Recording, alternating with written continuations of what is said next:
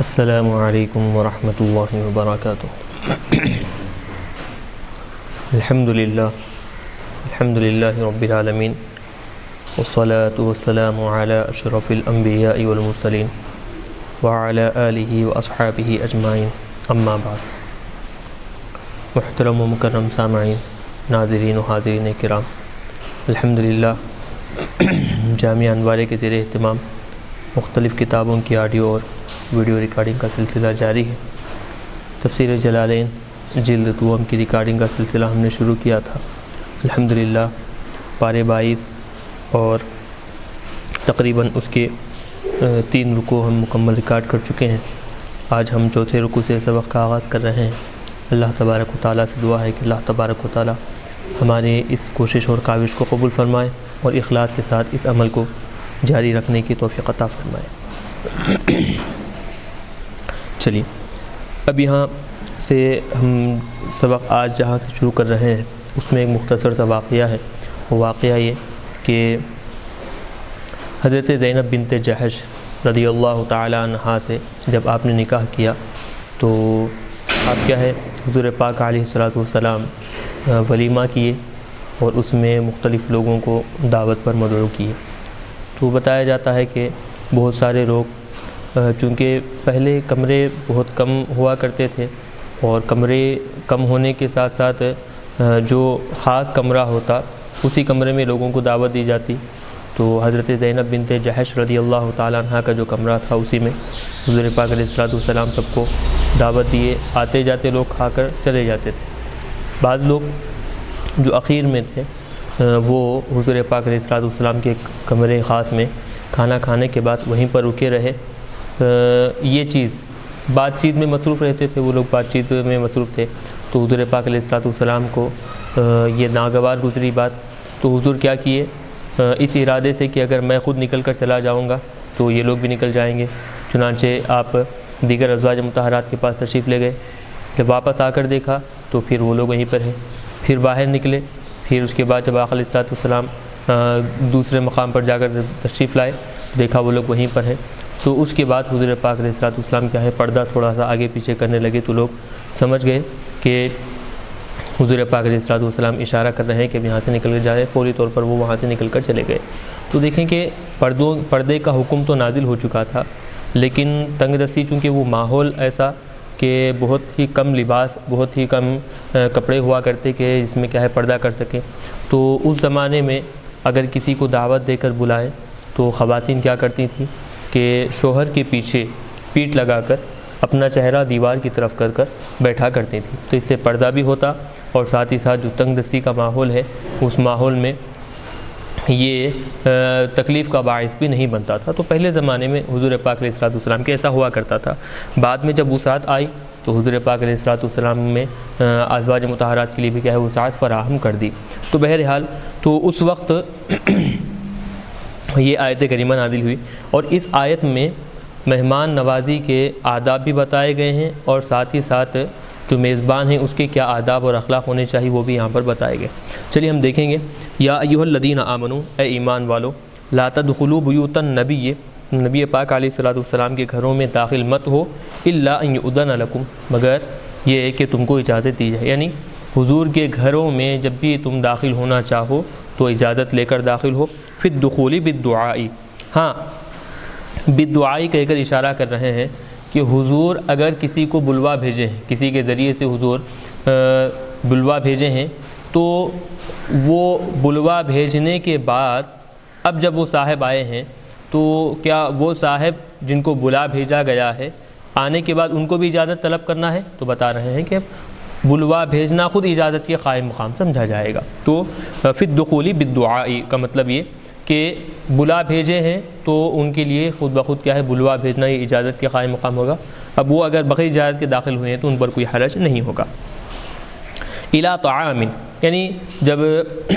کھانا کھانے کے لیے بلائیں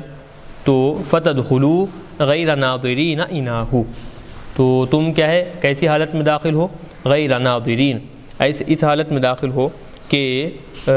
جب بالکل کھانا پکا ہوا ہو، تیار ہو، فوری طور پر کھاؤ اور پھر وہاں سے چل بسو، نکل جاؤ۔ وہاں وقت سے پہلے جا کر انتظار کرتے ہوئے، غیر ناظرین ای غیر منتظرین، انتظار کرتے ہوئے بیٹھنا یہ مناسب نہیں ہے۔ اناہن کہتے ہیں کہ نضجہ یعنی پکنا، تو مصدر انا یعنی انا یہ مصدر ہے۔ تو وقت سے پہلے وہاں جا کر کھانے کے تیار ہونے کا، پکنے کا انتظار کرتے ہوئے رہنا یہ مناسب نہیں ہے، بالکل وقت پر جائیں کھانے کا اور پھر کھانا کھاتے ہی فوری طور پر وہاں سے فارغ ہو جائے۔ لیکن اذا دعیتم جب تم کو بلایا جائے، دعوت دی جائے تم کو، فادخلوا تم فوری طور پر کیا ہے داخل ہو جاؤ، فاذا طعمتم جب داخل ہونے کے بعد کھانے سے فارغ ہو جاؤ، کھانا کھا لو، فانتشروا تم وہاں سے فوری طور پر نکل کر کیا ہے اپنے کاموں میں مصروف ہو جاؤ، پھیل جاؤ، ولا تمکثوا مستأنسین لحدیث باتوں میں پڑھ کر، باتوں میں دلچسپی لگا کر وہیں پر رکے مت رہو، ٹھہرے مت رہو، مستأنسین لحدیث باتوں میں دلچسپی کا اظہار کرتے ہوئے، دل جوئی کی وہیں پر بیٹھے ہوئے بات چیت کر رہے ہیں، یہ تمہارے لیے مناسب نہیں ہے۔ یعنی کس سے بات کر رہے ہیں؟ من بعضکم لبعض، یعنی دعوت میں گئے ہیں اور پھر ایک دوسرے سے بات چیت کر رہے ہیں، تو اس سے لوگوں کو بھی تکلیف ہوگی اور پھر جو صاحب خانہ ہے اس کے لیے بھی کیا ہے باعث مشقت ہوگا، تو لہٰذا حکم دیا جا رہا ہے پہلے تو یہ وقت سے پہلے جائیں اور پھر وقت کے برابر وقت پر جائیں، وقت سے پہلے جانا مناسب نہیں ہے۔ دوسرا یہ کہ جب کھانا کھا لیں اس سے فارغ ہو جائیں تو فوری طور پر وہاں سے نکل جائیں، وہیں پر بیٹھے رہ کر بات چیت کر صاحب خانہ کو یا پھر دیگر لوگوں کو مشقت میں نہ ڈالیں۔ ان ذالکم اب بتا رہے ہیں کہ یہ جو تمہارا عمل ہے، کہ چونکہ حضور پاک علیہ السلام کے ساتھ ہی واقعہ پیش آیا تھا تو بتا رہے ہیں یہ جو تمہارا عمل ہے کہ حضور کے گھر میں رکے رہنا، رکے رہنا، کان یؤذی النبی، یہ حضور پاک علیہ السلام کو یہ عمل کیا ہے تکلیف دیتا ہے، ایذا دیتا ہے، تکلیف پہنچاتا ہے۔ فیستحیی منکم ان یخرجکم وہ تم سے شرماتے ہیں کہ تم کو اپنے گھر سے نکالیں۔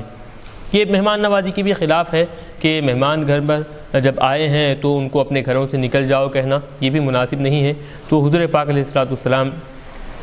کیا ہے اس طرح کا عمل کرنے سے ایک اخلاق کے پابند ہیں، اور بعثوا لیتمم مکارم الاخلاق حضور کی صفت ہے، تو لہٰذا اس وجہ سے حضور کیا ہے اپنے رک جاتے ہیں، شرماتے ہیں کہ وہ تم کو اپنے گھروں سے نکالیں۔ لیکن واللہ لا یستحیی من الحق، حق بیانی سے اللہ تبارک و تعالی نہیں شرماتا، یعنی ان یخرجکم کہ وہ اللہ تبارک و تعالی تم کو حضور کے گھروں سے نکالے، یہ اللہ تبارک و تعالی سے نہیں شرماتا۔ مطلب ای لا یترک بیانہ، اس کے یعنی وہ جو بات حضور چھپائے ہیں ظاہر نہیں کر سکتے، اس کو ظاہر کرنے میں اللہ تبارک و تعالی نہیں شرماتا، اس کو ظاہر کرے بغیر اللہ تبارک و تعالی نہیں چھوڑتا۔ یستحیی دو طرح اس کو پڑھا گیا، وقرئ یستحیی بیاء واحدۃ، دونوں مقامات پر بھی کیونکہ یہاں پر دو یاؤں سے ہے، یستحیی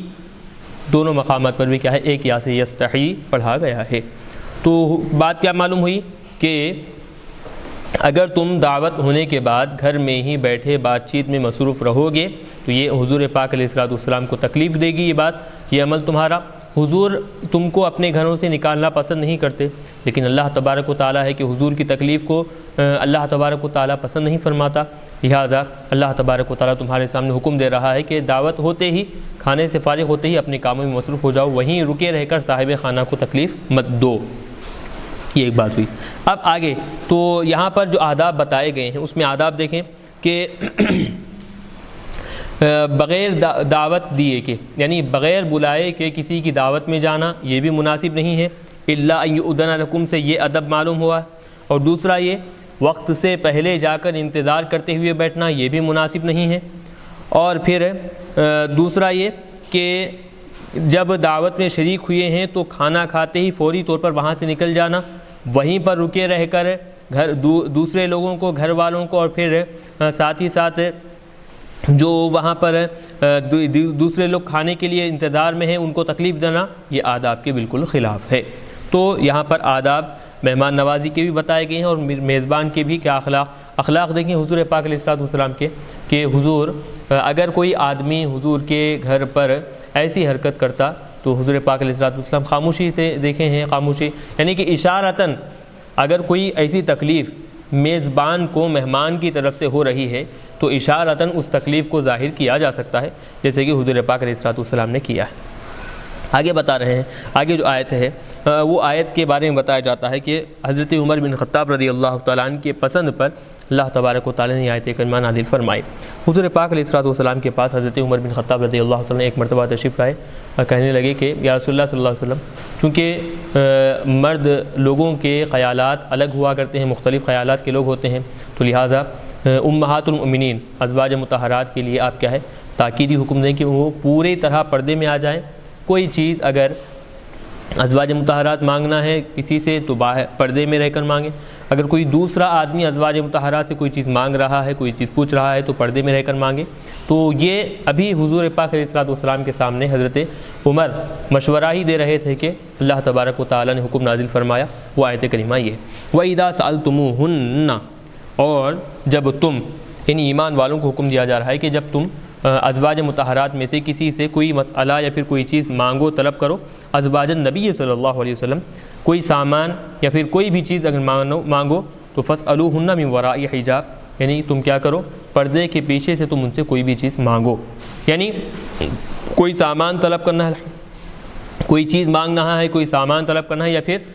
کسی چیز کے بارے میں، کسی مسئلے کے بارے میں دریافت کرنا ہے، معلوم کرنا ہے، تو تب بھی حکم کیا ہے کہ کیا کریں، پردے کے پیچھے سے ستریں، پردے کے پیچھے سے کیا ہے مسئلہ طلب کریں اور مسئلے کے بارے میں سوال کریں۔ ذالکم اطہر لقلوبکم وقلوبہن، یہ جو طریقہ ہے، یہ طریقہ تمہارے دلوں کی پاکی کے لیے بھی زیادہ بہتر ہے اور ان کے دلوں کی پاکی کے لیے بھی زیادہ بہتر ہے۔ من الخواطر المریبتی، جو شک میں ڈالنے والے، شک میں مبتلا کرنے والے جو خیالات ہوا کرتے ہیں، خاطرتن جو خیالات ہے ذہن دل میں آنے والے جو خیالات ہوتے ہیں، تو ایک تو شک کے خیالات اور پھر دوسرے شیاطین کے جو وسوسے ہوتے ہیں، تو ان ساری چیزوں سے ایک تو تمہارا دل بھی پاک ہوگا اور ان ازواج مطہرات کا دل بھی کیا ہے پاک ہوگا۔ تو بہتر یہ ہے کہ جو بھی چیز تمہیں مانگنی ہے وہ کیا کریں، پردے کے پیچھے سے مانگیں۔ وما کان لکم ان تؤذوا رسول اللہ بشیء، اور تمہارے لیے یہ چیز ہرگز مناسب نہیں ہے کہ تم کسی بھی چیز کے ذریعے سے اللہ کے رسول کو تکلیف دو۔ ولا ان تنکحوا ازواجہ من بعدہ ابدا، اور نہ ہی تمہارے لیے یہ چیز حلال ہے کہ حضور پاک علیہ الصلوۃ والسلام کے وصال کے بعد آپ کی ازواج مطہرات سے کسی سے نکاح کریں، یہ کسی بھی مومن مرد کے لیے ہرگز جائز نہیں ہے۔ تو ان ذالکم کان عند اللہ عظیما، یہ جو عمل ہے اللہ تبارک و تعالیٰ کے پاس ایک بہت بڑا گناہ ہے۔ ازواج مطہرات حضور کے پردہ کرنے کے بعد ان سے نکاح کرنا یہ کوئی معمولی گناہ نہیں بلکہ ایک بہت بڑا گناہ ہے اللہ تبارک و تعالیٰ کے پاس۔ تو لہٰذا دو چیزیں بتائیں، ایک تو حضور کو تکلیف نہ دیں اور دوسری چیز یہ کہ ازواج مطہرات سے حضور کے پردہ کرنے کے بعد نکاح کریں، یہ بھی مناسب نہیں ہے۔ تو بعض واقعات بیان کیے جاتے ہیں کہ عزت یعنی کہ برکت کے خاطر، برکت اور شرف کے خاطر حضور پاک علیہ الصلوۃ والسلام سے بعض ارادہ کیے کہ کیا تھا ارادہ کہ حضور پاک علیہ الصلوۃ والسلام کیا کیے، حضور کے بعض ازواج مطہرات سے نکاح کریں، بعض لوگوں نے ارادہ کیا تھا، تو ان کے رد میں کیا ہے یہ آیت کریمہ اتاری گئی۔ حکم کیوں ایسا دیا گیا؟ کیونکہ حضور پاک علیہ الصلوۃ والسلام کے بارے میں جو بات بتائی گئی ہے وہ کیا ہے، حضور روحانی والد ہیں، حضور کیا ہے روحانی والد ہیں، اور سارے کے سارے امہات المؤمنین کیا ہے روحانی مائیں ہیں۔ تو لہٰذا اسی لیے اسی عظمت کی خاطر، اسی فضیلت کی خاطر کیا ہے کسی بھی مرد کے لیے مناسب نہیں کہ حضور پاک علیہ الصلوۃ والسلام کی ازواج مطہرات سے نکاح کریں حضور کے پردہ فرمانے کے بعد۔ حضور کے اب بہرحال اس کی کئی صورتیں نکلتی ہیں۔ ایک تو صورت یہ ہو سکتی ہے کہ حضور اپنی حین حیات میں کسی کو چھوڑ دیے ہوں، تو حضور کی چھوڑی ہوئی جو بیوی ہے اس سے کوئی دوسرا آدمی نکاح کرے، یہ بھی ایک صورت ہو سکتی ہے۔ یا پھر حضور کسی کو طلاق دے دیے ہوں، حضور جس کو طلاق دے دیے ہیں اس سے کوئی دوسرا آدمی نکاح کرے، یہ بھی ایک صورت ہو سکتی ہے۔ تو بہرحال صورتیں مختلف ہو سکتی ہیں، لیکن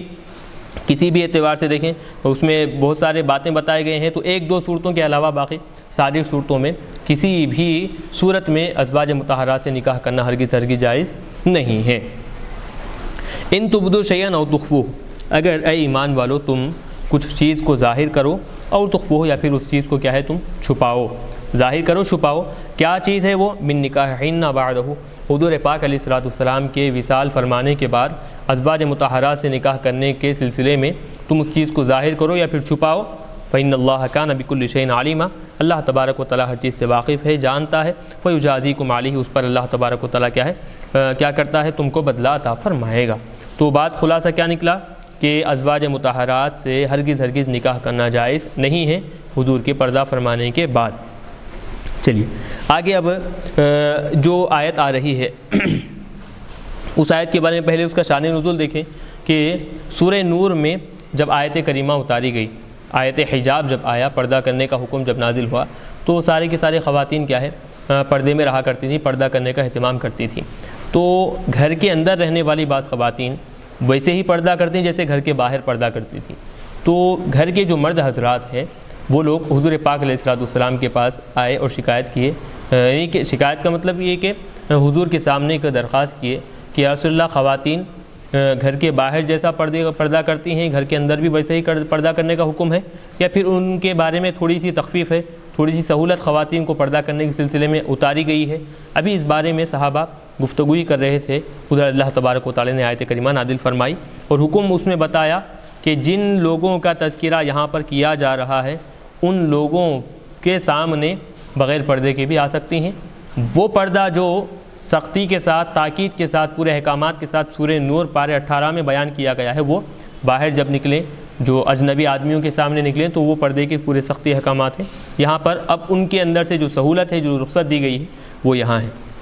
چلیے بتا رہے ہیں، لا جناح علیہن، ان خواتین پر کوئی حرج نہیں ہے، فی آبائہن، اپنے والدین، اپنے والد کے بارے میں، ولا ابنائہن، اور نہ ہی اپنے بیٹوں کے بارے میں، ولا اخوانہن، اور نہ ہی اپنے بھائیوں کے بارے میں، ولا ابنائی اخوانہن، اپنے بھائیوں کے بیٹوں کے بارے میں، ولا ابنائی اخواتہن، اور نہ ہی اپنے بہنوں کے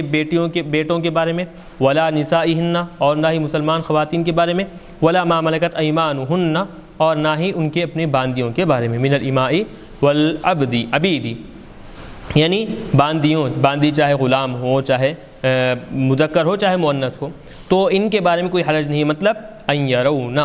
کہ وہ مسلمان خواتین ان کو دیکھیں، ویکلموہن من غیر حجاب، اور بغیر پردے کے ان سے گفتگو کریں، بات چیت کریں، کوئی حرج نہیں ہے، بات چیت کر سکتے ہیں۔ چونکہ یہ جو ابھی جن کا تذکرہ گزرا ہے یہ لوگ کیا ہے، خواتین، گھریلو جو خواتین ہیں ان کے محافظ ہوا کرتے ہیں، ان کی عزتوں کی حفاظت کرنے والے ہوتے ہیں، تو لہٰذا ان کے سامنے پردہ کرنے میں کوئی حرج نہیں ہے۔ ان کے علاوہ جو باتیں تفصیل کے ساتھ بتائی گئی ہیں وہ پارے 18 میں سورہ نور میں بیان کر دی گئی ہیں۔ آپ ہمارا جو یوٹیوب چینل ہے جامعہ انواریہ، آپ اسی کے ضمن میں سورہ نور کے جو تفسیر ہے آپ اس میں وہاں پر مطالعہ کر لیں۔ چنانچہ وہ اب بتا رہے ہیں، تو خلاصہ کیا نکلا کہ اگر گھر میں والد سے، بیٹوں سے، بھائی کے بیٹوں سے، بہن کے بیٹوں سے، مسلمان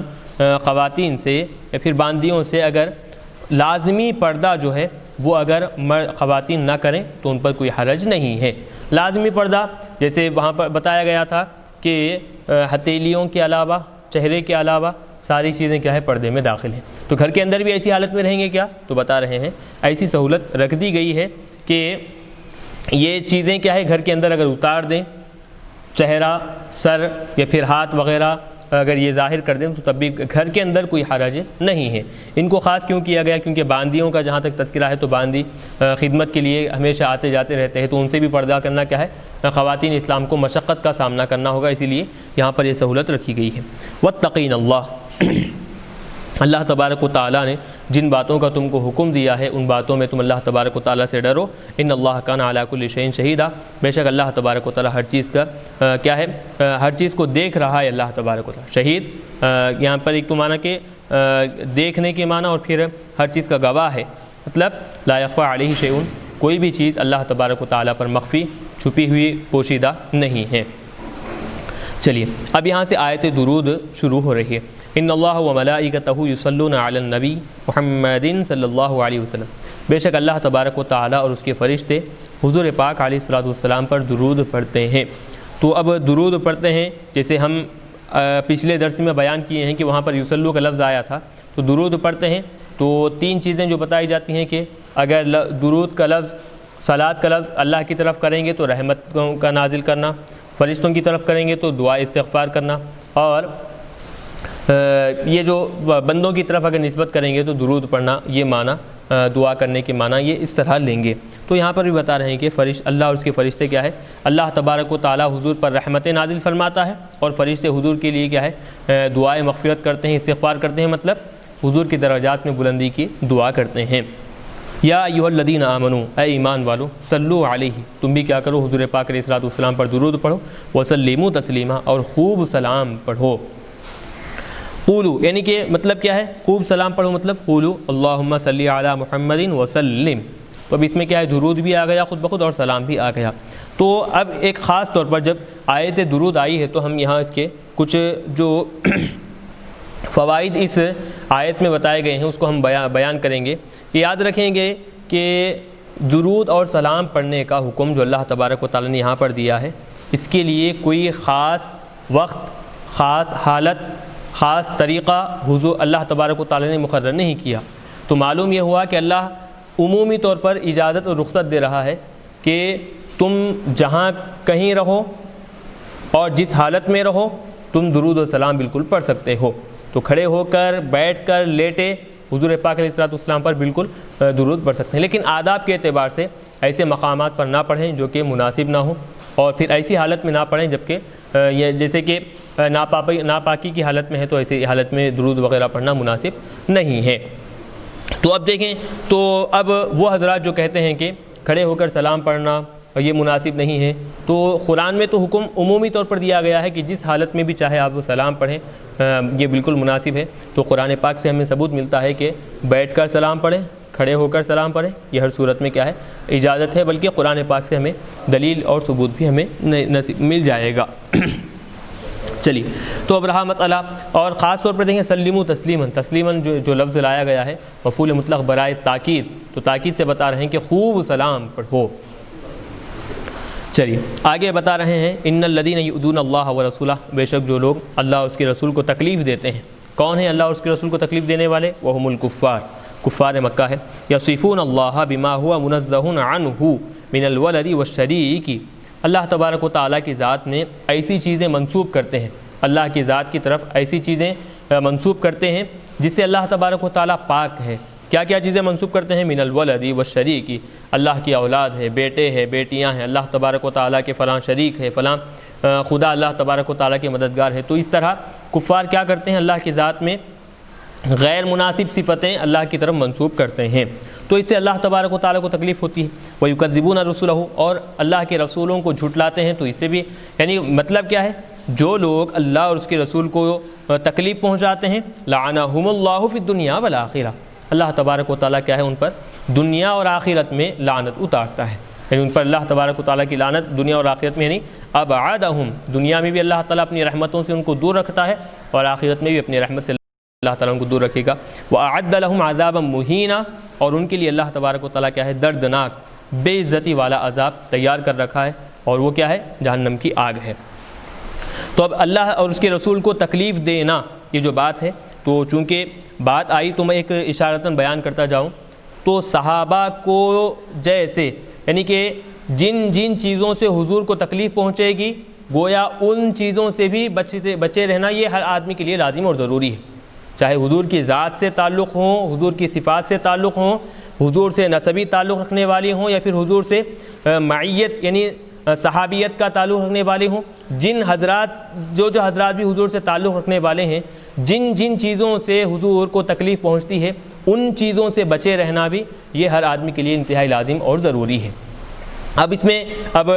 تفصیلات میں جانا نہیں ہے، اشارہ کرتے ہوئے میں چلوں گا کہ اہل بیت اطہار کی اگر کوئی آدمی گستاخی کرتا ہے یا پھر اہل بیت اطہار کو اذیت دیتا ہے تو گویا حضور کو اذیت دینا تکلیف پہنچانے کے برابر، صحابہ کو تکلیف پہنچاتا ہے تو گویا وہ حضور کو تکلیف پہنچانے کے برابر ہے۔ تو بتا رہے ہیں جو چیزیں حضور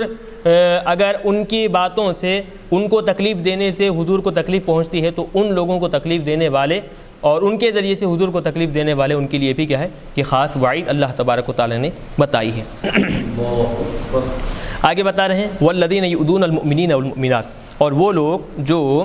ایمان والے مردوں اور ایمان والی عورتوں کو تکلیف دیتے ہیں بغیر مکتسبوا، بغیر کسی ایسے کام کے جو وہ کیے ہیں، بغیر ایسے کام کے جو وہ کیے ہیں، یعنی یرمونہم بغیر ما عملوا، بغیر گناہ کے بغیر جرم کے ان پر بہتان درازتے ہیں، بہتان درازی کرتے ہیں. یرمونہم رما یرمو کے معنی اگر پھینکنا آتے ہیں, اصل معنی تو پھینکنا ہے. اگر اس کو کیا ہے بہتان کا لفظ اگر لے لیں اس میں تو کیا ہے بہتان درازی کرنا, تیر پھینکنا, یہ سارے کے معنی اس میں آ جاتے ہیں. تو یا کیا ہے پاک دامن آدمی پر یا پھر عورت پر غلط نامناسب فعل کی بدکاری کی نسبت کرنا, یہ یہاں پر مراد ہے. تو جو لوگ ایمان والے مردوں اور ایمان والی عورتوں کو تکلیف دیتے ہیں, کیسی تکلیف دیتے ہیں کہ وہ لوگ جرم نہیں کیے, ان کی طرف نسبت کیا کر رہے ہیں کہ جرم کیے ہیں, اس طرح کی نسبت کر رہے ہیں. فقد احتملوا بہتانا, تو بتا رہے ہیں کہ وہ کیا ہے بہت بڑا بہتان وہ لوگ اٹھا لیے ہیں. یہ مطلب تحملوا کذبا, وہ کیا ہے ایک بہت بڑے جھوٹ کو اٹھا لیے ہیں. وَإِثْمًا مُبِينًا, اور کھلے انداز میں وہ لوگ کیا ہے گناہ کے مرتکب ہو گئے ہیں, گناہ گار بن گئے ہیں. تو اس میں خاص طور پر وضاحت کے ساتھ بات آئی کہ پہلے تو بات اللہ اور اس کے رسول کو تکلیف دینے سے دنیا اور آخرت میں اللہ تبارک و تعالیٰ کی لعنت, اور پھر ایمان والوں کو جو تکلیف دیتے ہیں چاہے مرد ہو چاہے عورت, تو ان کو بتایا گیا کہ ایک تو وہ جھوٹی بات, بہت بڑی جھوٹی بات وہ لوگ اٹھا لیے ہیں, اور دوسری یہ کہ بہت بڑا گناہ انہوں نے انجام دیا ہے. تو لہٰذا اس طرح کا عمل کرنے سے وہ لوگ باز آئیں, بچے رہیں. چلیے اب آگے جو بات بتائی جا رہی ہے وہ یہ کہ اگر کسی کام سے خواتین اسلام اگر باہر نکلیں تو ان کو کہاں تک پردہ کرنا چاہیے, اب بتا رہے ہیں. یا ایھا النبی قل لازواجک, اے حبیب صلی اللہ علیہ وسلم آپ اپنی ازواج مطہرات سے کہہ دیجئے, وبناتک, اور آپ اپنی بیٹیوں سے کہہ دیجئے, ونساء المؤمنین, اور ساری کے سارے مسلم خواتین سے آپ کہہ دیجئے, یدنین علیہن من جلابیبہن, کہ وہ کیا کریں اپنے اوپر اپنے جلباب کو ڈال دیں, لٹکائیں ڈال دیں اپنے اوپر اپنے جلباب کو. اب یہ جلباب کا مطلب کیا ہے خود بتا رہے ہیں وضاحت کہ من جلابیب, جلابیب اصل جمع ہے, اس کا واحد جلباب. وہی الملحفۃ التی تشتمل بها المرأۃ, وہ ایسی بڑی چادر کہ جو چادر کیا ہوتی ہے کہ پوری عورت کو شامل ہوا کرتی ہے, یعنی ایسی بڑی چادر کہ جس میں کیا ہو پوری عورت اس میں چھپ جائے. ایرقین بعضها علی الوجوہ, مطلب پوری چادر صرف چہرے پر ہی نہ ڈالیں بلکہ اس چادر کا بعض حصہ کیا کریں چہرے پر ڈالے رکھیں. اذا خرجنا لحاجتہن, جب وہ اپنی کسی خاص ضرورت کے لیے کسی خاص کام کے لیے نکلیں تو کیا کریں اپنی چادر اپنے چہرے پر سر پر سے ڈال لیں. الا عینا واحدۃ, ہاں اگر ضرورت کی وجہ سے آنکھیں نگاہیں اگر کھلی رکھتی ہیں ظاہر ہوتی ہیں تو اس میں کوئی حرج نہیں ہے. راستہ بسا وقت اگر کپڑا ڈال دیں گے تو موٹا کپڑا ہونے کی وجہ سے راستہ نظر نہیں آتا, تو یہ ساری چیزوں کے پیش نظر حکم دیا گیا ہے کہ نگاہ اگر ظاہر ہو, آنکھیں اگر ظاہر ہوں تو ایسی صورت میں کوئی حرج نہیں ہے, بلکہ اگر پردہ باریک ہے تو اس کو بھی اگر چھپا لینا یہ زیادہ مناسب ہے. تو اس میں حکم دیا گیا ہے بازار میں جو خواتین جاتی ہیں مسلمان خواتین, تو ان کے لیے حکم یہ ہے کہ ضرورت کے تحت جب جائیں تو ان کو یہ حکم ہے کہ اپنے چہرے کو بھی اچھی طرح ڈھانک لیں, اور پھر جو نگاہیں ہیں وہ نگاہوں کو ضرورت کے تحت اگر کھلی رکھتی ہیں تو اس میں کوئی قباحت نہیں ہے. تو یہ حکم کب ہے جبکہ ضرورت کے تحت اگر جائیں تو یہ حکم ہے. آج کل جو مسلم خواتین سیر و تفریح کے لیے جا رہی ہیں یا پھر کسی دوسرے کام کے لیے جا رہی ہیں جو کہ ضروری نہیں ہے, تو ایسی صورت میں کتنے سخت احکامات ہوں گے آپ خود اس سے اندازہ لگا سکتے ہیں. ذالک ادنیٰ ان یعرفن, یہ طریقہ یہ زیادہ مناسب ہے, زیادہ بہتر ہے کہ ان یعرفن, ان کو جانا اور پہچانا جائے, ان کی پہچان کے لیے یہ طریقہ زیادہ مناسب ہے. اب اس کا شان نزول کیا ہے بأن, اچھا اب دیکھیں پہلے تھوڑا یہاں تک پڑھ لیں, اس کے بعد پھر بتائیں گے اس کی وضاحت. یہ زیادہ بہتر ہے کہ ان کو پہچانا جائے, ان کے اس عمل سے, اس طریقے سے, ان کی اس حیت سے پہچانا جائے کہ بأنہن حرائر, کہ وہ باندیاں نہیں ہیں بلکہ آزاد خواتین ہیں. فلا یؤذین, ان کو کیا ہے تکلیف نہ دی جائے, تکلیف نہ پہنچائی جائے. ہوتا یہ تھا کہ منافق کیا کرتے باندیوں کا پیچھا کرتے اور پھر باندیوں کو کیا ہے تکلیف پہنچایا کرتے تھے. تو باندیوں کو تکلیف میں پہنچانا یہ ان کا طریقہ کار تھا, عمل تھا. تو باندیوں کو تکلیف پہنچانے کے ساتھ ساتھ چھیڑ چھاڑ کرنے کے ساتھ ساتھ بعض جو آزاد جو خواتین ہیں ان کے ساتھ بھی وہ لوگ چھیڑ چھاڑ کرتے. تو جب ان کے بارے میں شکایت کی جاتی حضور سے تو وہ لوگ اپنا عذر پیش کرتے کہ ہمیں معلوم نہیں کہ یہ آزاد ہے, اگر ہمیں پتہ چلتا آزاد ہے تو ہم ہرگز اس طرح کا عمل نہ کرتے. تو لہٰذا ان کے بارے میں حکم دیا گیا ہے کہ بازار میں جب نکلیں تو پوری طرح اپنے آپ کو ڈھانک لیں تاکہ لوگوں کو معلوم ہو جائے کہ یہ آزاد خاتون ہیں، اور پھر جہاں تک باندیوں کا معاملہ ہے تو ان کے لیے اتنے سخت احکامات نہیں ہیں، اور پھر ان کے پردے کا جو حکم بتایا گیا وہ بھی ہم وہاں پر تفصیل سے بیان کر چکے ہیں، آپ وہاں پر اس کو دیکھ لے سکتے ہیں۔ تو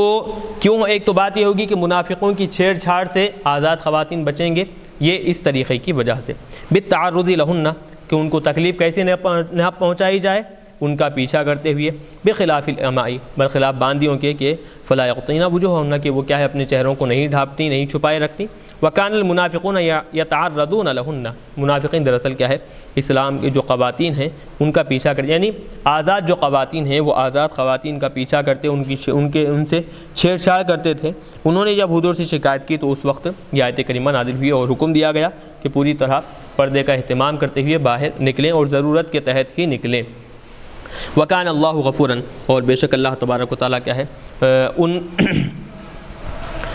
اب تک جو مسلمان جو خواتین اس آیت کے نازل ہونے سے پہلے جو بغیر پردے کے باہر نکلی ہیں، جو بے پردہ بازار میں نکلی ہیں، تو وہ جو ان سے گناہ سرزد ہوا ہے تو اللہ تبارک و تعالیٰ اس کو بخشنے والا ہے۔ بما صرف منہن من ترک الستر، پردہ چھوڑ کر، یعنی جو اب تک جو چلی ہیں بغیر پردے کے تو ان کو اللہ تبارک و تعالیٰ غفوراً بخشنے والا ہے، رحیماً بہن اذا سترہن، اب جب وہ پردہ کریں گی تو اللہ تبارک و تعالیٰ ان پر کیا ہے مہربان رحم کرے گا۔ چلیے آگے بتا رہے ہیں، لئن لم ينتہی المنافقون، قسم بخدا اگر منافقین اپنے نفاق سے باز نہ آئیں، لئن لم ينتہی المنافقون عن نفاقہم، اگر منافقین اپنے نفاق سے باز نہ آئیں، رک نہ جائیں، والذین فی قلوبہم مرض، اور وہ لوگ کہ جن کے دلوں میں کیا ہے مرض ہے، کجی ہے، بیماری ہے،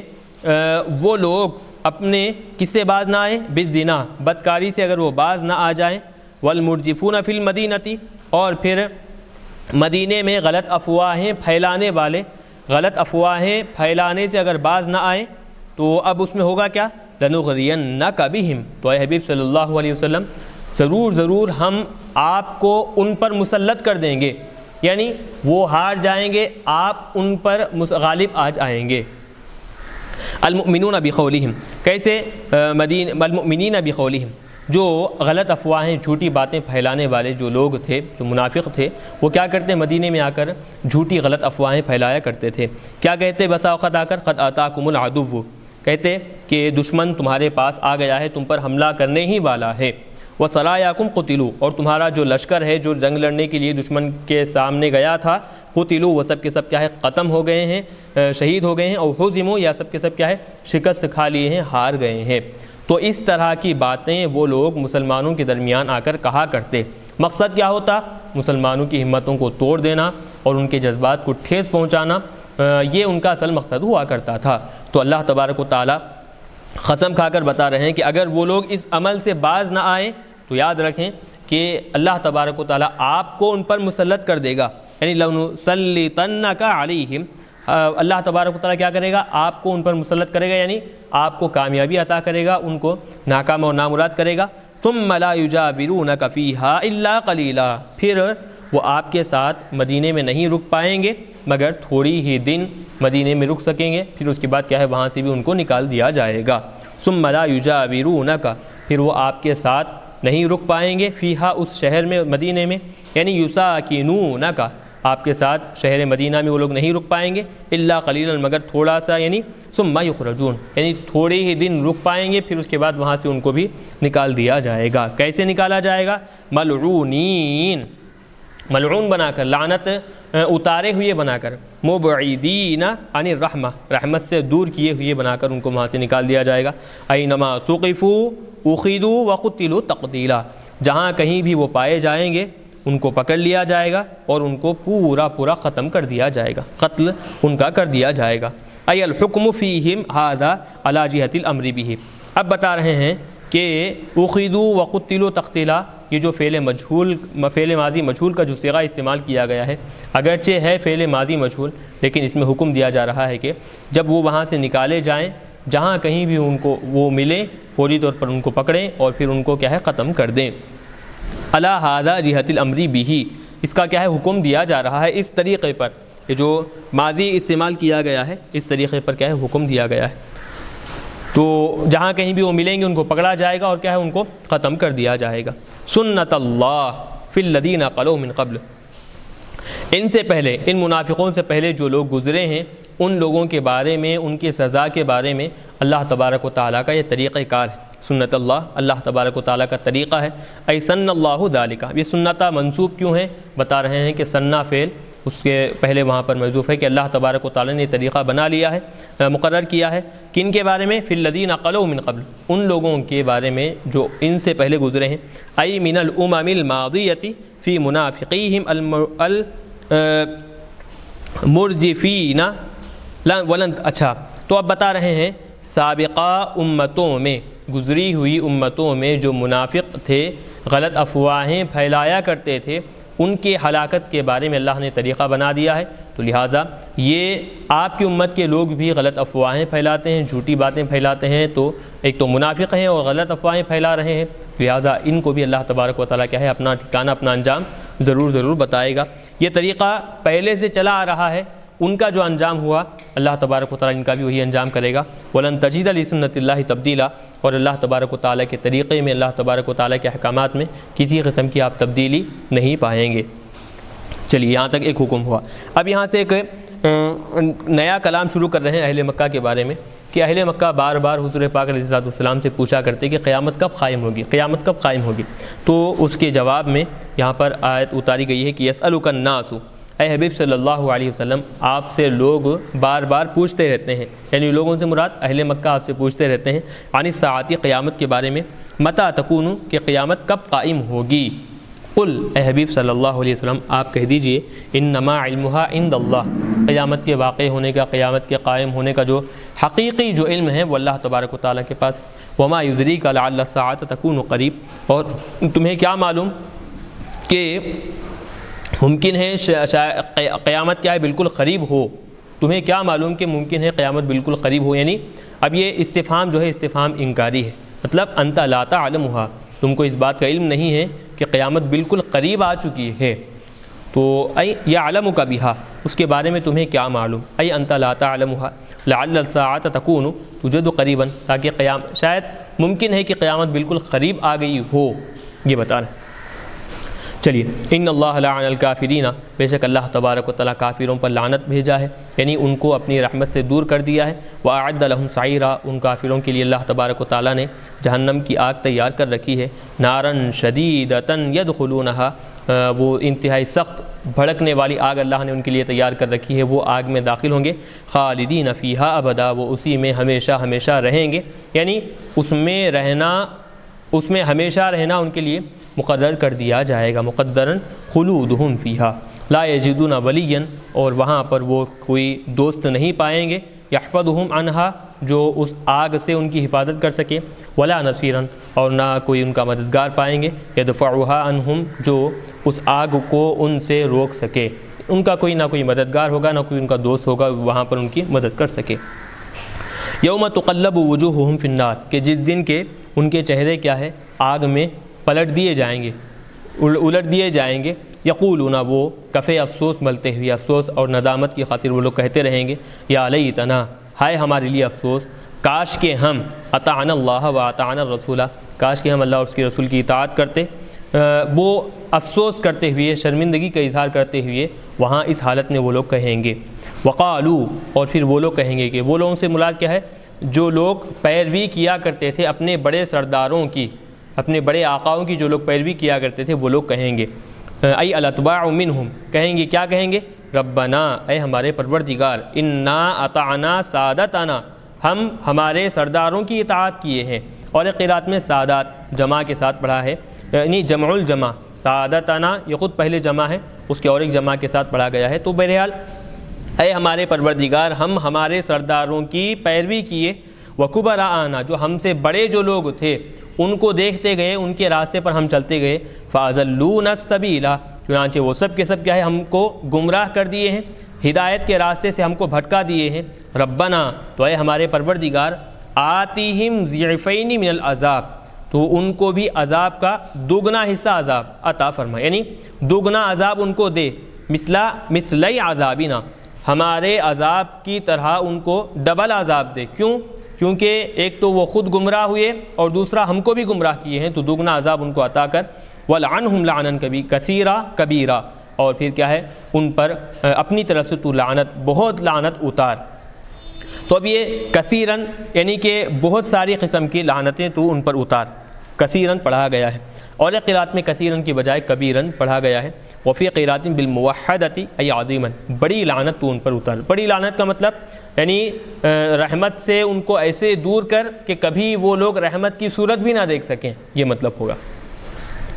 چلیے اب آگے یہاں تک تو احکامات بتائے گئے۔ اب حکم جو منافقوں کے بارے میں جو دیا جا رہا ہے وہ ایک واقعہ بھی مختصر طور پر یہاں پر ذکر ہے، اس واقعے کو بھی ہم تفسیر کی ضمن میں لے لیں گے، اور پھر وہ واقعہ کیوں بیان کیا گیا اس کے بارے میں بھی مختصر وضاحت ہم یہاں پر کر دیں گے۔ یا ایھا الذین آمنوا لا تکونوا مع نبیکم کالذین آذوا موسیٰ، اے ایمان والو تم اپنے نبی کے ساتھ ویسے مت ہو جاؤ، ان لوگوں کی طرح مت ہو جاؤ کہ جنہوں نے موسیٰ علیہ السلام کو تکلیف دی، یعنی جیسے موسیٰ علیہ السلام کے قوم موسیٰ علیہ السلام کو تکلیف دی، تم اپنے نبی کو ویسے تکلیف دینے والے مت ہو جاؤ۔ کیا ہے؟ بقولہم، قوم موسیٰ علیہ السلام کی جو کہا کرتی، مثلا مثال کے طور پر ما یمنعہ ان یغتسل معنا الا انہ عادر، بات دراصل یہ ہے کہ حضرت موسیٰ علیہ السلام بہت زیادہ حیادار تھے، حیا والے تھے۔ یہ تو بات بالکل درست ہے کہ سارے کے سارے انبیاء با حیا ہوتے ہیں، لیکن زیادہ تر حضرت موسیٰ علیہ السلام کے اندر یہ صفت پائی جاتی تھی۔ تو آپ کے زمانے میں بہت سارے لوگ کیا ہے بازاروں میں کھڑے کھڑے پانی نہا لیا کرتے تھے، غسل کر لیتے تھے، لیکن کبھی بھی آپ جو ہے بازار میں لوگوں کے سامنے غسل نہیں کرتے۔ جب بھی غسل کرنا ہوتا تو پورے پردے کا اہتمام کرتے ہوئے آپ کے الگ مقام پر جا کر غسل کرتے تھے۔ لوگ چونکہ ہر زمانے میں نبیوں کو جھٹلانے والے لوگ آئے ہیں، تو آپ کے جو دشمن تھے آپ کے بارے میں غلط بات لوگوں کے سامنے پھیلا دیے کہ ان کے اندر دراصل ایک بیماری ہے، وہ بیماری چھپانے کے لیے کیا ہے ہمارے سامنے بازار میں ہماری طرح پانی نہیں نہاتے بلکہ الگ جا کر پانی نہاتے ہیں۔ تو وہ بیماری کیا ہے؟ وہ عادر کہتے ہیں عربی زبان میں۔ تو ہوتا کیا ہے، وہ مرد کی جو شرمگاہ ہے وہ شرمگاہ میں اس میں زخامات آ جاتی ہے، یعنی وہ شرمگاہ پھول جاتی ہے، تو مادہ جو غلیظ مادہ جو ہوتا ہے اس میں اترنے کی وجہ سے وہ بیماری آ جاتی ہے۔ تو ایسی غلط چیز وہ کیا کرتے، حضرت موسیٰ علیہ السلام کی طرف منسوب کیا کرتے۔ تو ہوا کیا، اللہ ایک مرتبہ حضرت موسیٰ علیہ السلام پانی غسل کر رہے تھے، تو کپڑے اتار کر پتھر پر رکھے، تو غسل کرنے کے بعد جب آپ پانی سے باہر آئے تو کیا دیکھتے ہیں کہ اللہ کے حکم سے وہ پتھر آپ کے کپڑے لے کر دوڑنے لگا، بھاگنے لگا۔ بالآخر وہ کہاں جا کر رکا؟ لوگوں کے درمیان جا کر وہ پتھر رکا، اور حضرت موسیٰ علیہ السلام فوری طور پر اس پر سے وہ کپڑے لے لیے اور پہن لیے۔ تو اس سے یہ بات بھی لوگوں نے دیکھ لی کہ جو غلط چیزیں حضرت موسیٰ علیہ السلام کی طرف منسوب کرتے تھے کہ بیمار ہیں، بیماری ہے، تو وہ چیز بھی کیا ہے لوگوں کو ظاہر ہوئی کہ یہ غلط چیز ان کی طرف منسوب کرتے تھے، آپ کو کسی قسم کی بیماری نہیں ہے بلکہ حیا کی وجہ سے آپ کے ساتھ کیا آپ اس طرح کا برتاؤ کرتے تھے۔ تو اس سے موسیٰ علیہ السلام کو بہت تکلیف ہوئی۔ یہ جو غلط چیزیں موسیٰ علیہ السلام کی طرف منسوب کیے تھے، غلط بیماری کی نسبت کیے تھے، موسیٰ علیہ السلام کو تکلیف ہوئی۔ تو اس واقعے کو بیان کر کر بتا رہے ہیں کہ جیسے موسیٰ علیہ السلام کی قوم موسیٰ علیہ السلام کو تکلیف دی، اے امت محمدیہ تم اپنے نبی کو ویسی تکلیف مت دو، یہ اصل بتانا مقصد ہے۔ بتا رہے ہیں کہ ما بقولہم، ان کا یہ کہنا مثال کے طور پر کہ کون سی چیز، یعنی کہ کوئی بھی چیز ان کو ہمارے سامنے غسل کرنے سے نہیں روکتی، اگر کوئی چیز ان کو غسل کرنے سے روکتی ہے الا انہ عادر، مگر یہ کہ وہ کیا ہے عادر، بیماری ہے ان کو لاحق ہوئی ہے، اس کی وجہ سے وہ لوگ ہمارے ساتھ پانی نہیں نہاتے۔ فبرأہ اللہ مما قالوا، تو وہ لوگ جو باتیں آپ کی طرف منسوب کیے تھے اللہ تبارک و تعالیٰ نے آپ کی ان ساری باتوں سے براءت ظاہر فرما دی، آپ کو ان ساری باتوں سے بری کر دیا۔ کیسے؟ بأن وضع ثوبہ علی حجر، اس طور پر کہ موسیٰ علیہ السلام ایک پتھر پر اپنے کپڑے رکھے، لیغتسل، وہ تاکہ وہ غسل کریں۔ ففر الحجر بہ، وہ پتھر کیا ہے کپڑے لے کر بھاگ گیا۔ حتی وقف بین ملأ من بنی اسرائیل، بنی اسرائیل کی ایک بڑی جماعت کے درمیان وہ پتھر جا کر رک گیا۔ فادرکہ موسیٰ، موسیٰ علیہ السلام اس کو پکڑ لیے۔ فاخذ ثوبہ، اور پھر اس پر سے اپنے کپڑے لے لیے۔ واستتر بہ، اور پھر اس سے کیا ہے اپنے ستر کیا۔ فرعوہ لا عذرۃ بہ، اس وقت وہاں پر وہ سب کے سب حضرت موسیٰ علیہ السلام کو دیکھے کہ ادرت نام کی جو بیماری ہے وہ آپ کو لاحق نہیں ہے۔ وہی اب اس کی وضاحت کر رہے ہیں نفقۃ فی الخصیتی، خصیے میں کیا ہے، خصیوں کا پھول جانا، یہ بیماری، اس بیماری کو کہتے ہیں۔ وکان عند اللہ وجیہا، بتا رہے ہیں حضرت موسیٰ علیہ السلام اللہ تبارک و تعالیٰ کے پاس بڑے بلند مقام والے ہیں، جاہ و جلال والے ہیں، عزت و شرف والے ہیں۔ ومما اوذی بہ، یہ واقعہ بیان کرنے کے بعد اب حضور کو کیا تکلیف دی گئی بتا رہے ہیں۔ ومما اوذی بہ نبینا صلی اللہ علیہ وسلم، اور وہ بات ان باتوں میں سے کہ حضرت ہمارے نبی پاک علیہ السلام کو جن سے تکلیف دی گئی کیا ہے، انہ قسم قسما، کہ آقا علیہ السلام ایک مرتبہ مال غنیمت تقسیم کیے تھے۔ فقال رجل، منافقین میں سے ایک آدمی آیا کہنے لگا، ہذہ قسمۃ ما ارید بہا وجہ اللہ، کہ یہ ایسی تقسیم ہے کہ اس میں اللہ تبارک و تعالیٰ کی خوشنودی مد نظر نہیں ہے، یعنی اللہ تبارک و تعالیٰ کا عدل اس تقسیم میں نہیں رکھا گیا ہے۔ فغضب النبی صلی اللہ علیہ وسلم من ذلک، تو حضور پاک علیہ السلام اس سے انتہائی غضبناک ہوئے، ناراض ہوئے۔ وقال، پھر اس کے بعد حضور پاک علیہ السلام نے کہا، یرحم اللہ موسیٰ، اللہ تبارک و تعالیٰ موسیٰ علیہ السلام پر رحم نازل فرمایا کہ لقد اوذی باکثر من ھذا، اس سے بھی بڑھ کر حضرت موسیٰ علیہ السلام کو تکلیف دی گئی۔ فصبر، آپ نے صبر کیا۔ تو یہ واقعہ، تو اس واقعے کے وقت میں یہ اللہ تبارک و تعالیٰ نے آیت کریمہ نازل فرمائی کہ جیسے جن لوگوں نے موسیٰ علیہ السلام کو تکلیف دی تھی، اے امت محمدیہ تم ویسے اپنے نبی کو تکلیف مت دو۔ یہ واقعہ امام بخاری علیہ رحمہ اپنی کتاب میں نقل کیے۔ چلیے اب بتا رہے ہیں، یا ایھا الذین آمنوا اتقوا اللہ وقولوا قولا سدیدا، اے ایمان والو تم اللہ تبارک و تعالیٰ سے ڈرو اور سچی درست بات کہو۔ وقولوا قولا سدیدا، سچی اور درست بات کہو۔ یصلح لکم اعمالکم، ہوگا کیا کہ تمہارے اعمال اللہ تبارک و تعالیٰ درست کر دے گا۔ اعمال درست کرے گا مطلب یتقبلھا، تمہارے اعمال اللہ تبارک و تعالیٰ قبول کرے گا۔ ویغفر لکم ذنوبکم، تمہارے گناہوں کو اللہ تبارک و تعالیٰ بخش دے گا۔ ومن یطع اللہ ورسولہ، جو اللہ اس کے رسول کی اطاعت کرتا ہے، فقد فاز فوزا عظیما، تو تحقیق کہ وہی کیا ہے، بڑی کامیابی حاصل کر لیا ہے۔ ای نال غایت مطلوبہ، اس کا جو اصل مقصد ہے اس کو اپنے مقصد میں اعلیٰ مقام پر پہنچ گیا ہے، مقصد کی انتہا کو وہ پا لیا ہے۔ اب یہاں ایک چیز بتا رہے ہیں، وہ کیا ہے، انا عرضنا الامانۃ، بے شک ہم نے کیا ہے، امانت کو پیش کیا۔ امانت سے مراد یہاں پر صاحب جلالین نمازوں سے کر رہے ہیں۔ بہت ساری باتیں بتائی گئی ہیں کہ امانت میں مفسرین کے مختلف اقوال ہیں، تو بہرحال اب ان ساری تفصیلات میں گئے بغیر ہم یہاں امانت سے جو صاحب جلالین مراد لے رہے ہیں اس کو کریں گے کہ یعنی نمازیں پڑھنا کا حکم، نمازوں کی فرضیت ہم نے پہلے کیا کی،